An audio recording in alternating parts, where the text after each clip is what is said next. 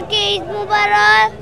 আমি আল্লাহর ঘরে এসেছি, আমার জন্য দোয়া করবেন আর আমি যেন সুস্থ থাকি। আমার আল্লাহ যেন আমাকে সুস্থ রাখে। ইনশাল্লাহ ভালো, কারণ এদিকে হাজার হাজার লাখো লাখো মুসল্লি একসাথে নামাজ পড়ে। অবশ্য কষ্ট করে ঢুকতে পারলো, যদি নামাজটা পড়তে পারে ইনশাল্লাহ ভালো লাগবে। আজকে ঈদের দিনের পরিকল্পনা কি নামাজের পরে এই যে ফ্যামিলির সাথে আমরা একসাথে এই সেমাই টেমাই খাবো, একসাথে মত বিনিময় প্রকাশ করব, এই আর কি। একসাথে কে এসেছেন ঈদের জামাতে? আসছি আমি আর আমার 2টা ফ্রেন্ড আসছি। আলহামদুলিল্লাহ, আল্লাহ তাআলার কাছে লাখো কোটি শুকরিয়া যে নতুন বাংলাদেশে আমরা ঈদের ফিতরের যেই জামাতের সাথে প্রথম জাতীয় ঈদগাহে নামাজ পড়তে আসছি। আমাদের খতিব বাইতুল মুকাররম মসজিদের খতিব, উনি একজন যোগ্য ব্যক্তি আমি মনে করি। এই ইয়াতে উনি আগের সরকার আমলে এত বড় দায়িত্বে ছিলেন না, এই জন্য আমি অনেক বেশি খুশি এই জন্য যে ওনার বয়ান আমরা শুনতে পারবো এই ঈদের খুতবার মাধ্যমে। উনি অলরেডি বয়ান করছেন এবং যথেষ্ট নিরাপত্তা এবং খুব সুন্দরভাবে এই জিনিসটা পরিচালিত হচ্ছে অন্তর্বর্তী সরকারের মাধ্যমে। এই জন্য আমি অনেক বেশি শুকরিয়া, থ্যাংক ইউ জানাই অন্তর্বর্তী সরকারকে।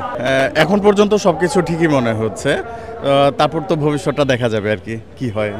যদি মানুষজনের ঢল আরও বেশি হয় তখন হয়তো গন্ডগোল হতে পারে, পুলিশদের একটু তৎপরতাও বাড়াতে হবে আর কি। আর ওভারঅল সব ঠিক আছে।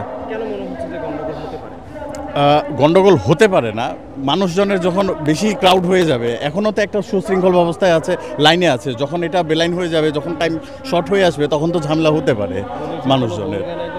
ঈদের নামাজ কেমন লাগছে?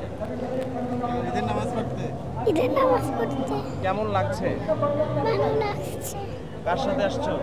আমার আব্বুর সঙ্গে। তারপরে কি করবে ঈদের নামাজ পড়ে?